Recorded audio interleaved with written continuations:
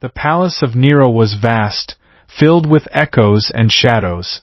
At night, the halls became hushed corridors of stone, where the faint glow of oil lamps stretched long fingers of light across the walls.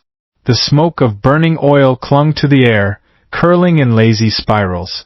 Every sound seemed to matter more in that silence.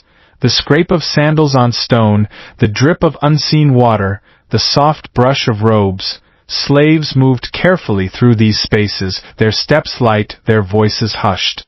The atmosphere was heavy, as if the walls themselves carried secrets too dangerous to be spoken aloud. Those who served here knew the emperor's moods could change like the wind, and so they walked quietly, eyes lowered, their lives measured in careful gestures. Among these servants was Lucius.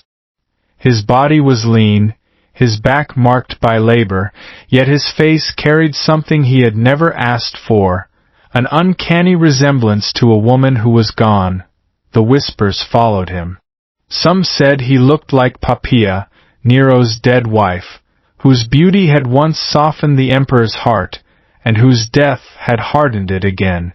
Lucius had never seen her, not even in painted likeness, but he had heard stories.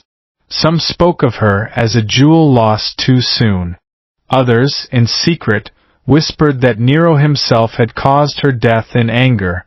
Whatever the truth, Lucius could not escape the shadow of her memory. Guards lingered on him with odd stares. Fellow slaves avoided his gaze, as if his face alone might bring trouble. The resemblance was not his fault, yet it clung to him like an invisible chain. One evening, Lucius was called to a chamber he had never entered before.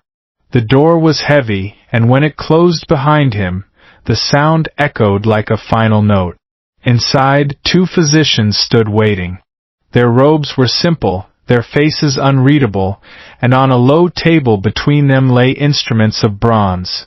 Curved, sharpened, gleaming in the lamplight, a guard leaned against the wall, his arms folded. He said nothing. "You have been chosen," one of the men said, his voice calm, almost detached. Lucius's heart stumbled. He forced the words out. "Chosen for what?" The man's eyes did not waver. "Not for what you have done, but for what you are."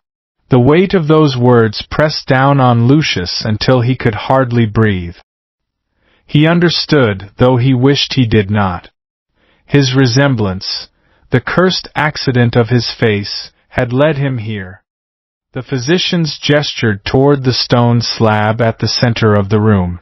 Rough, cold, and stained, it waited like a silent judge. Lucius's knees weakened.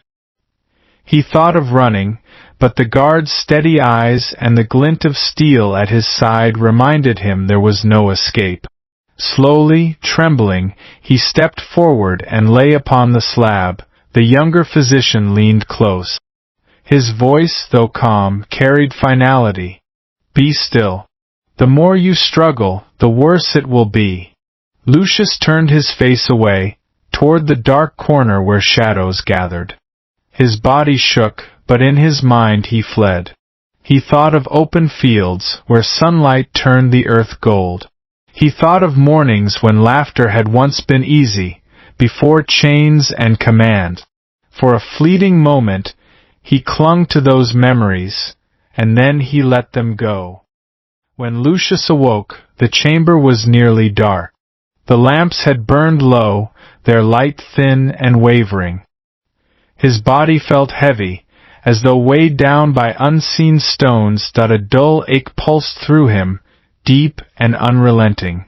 A cloth bound tightly across his waist was marked with dark stains. He did not need to see what had been done. He already knew. For a long time, he lay still, listening to the distant drip of water against stone. The silence pressed against him. He was alive, but he was not the same. Something had been taken, something that could not be given back. Days turned into weeks. Lucius returned to his duties, moving carefully now, his body slower but still obeying. He carried water, swept the halls, and tended the flickering lamps that lined the palace corridors. The other slaves glanced at him in passing. Some with pity, others with fear. None spoke of what had happened, but all seemed to know. His secret was no secret at all. Yet, amid the silence of his days, Lucius began to notice fragile beauties that he had overlooked before. The way dust glowed golden when caught in morning sunlight. The soft humming of a fellow slave who sang while working, a tune that carried hope into the air. The warmth of bread when it first emerged from the fire, its scent filling the hall like a gift.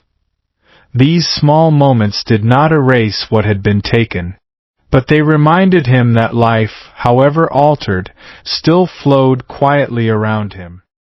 One evening, Lucius wandered into the outer courtyard. Twilight painted the sky in fading hues of violet and gold. The air was cooler, and the trickle of water from a stone fountain echoed gently in the open space. He stood there, lost in thought, when an older slave approached. The man's back was bent, his hands calloused from years of labor. He stood beside Lucius in silence, listening to the fountain. Finally, the man spoke.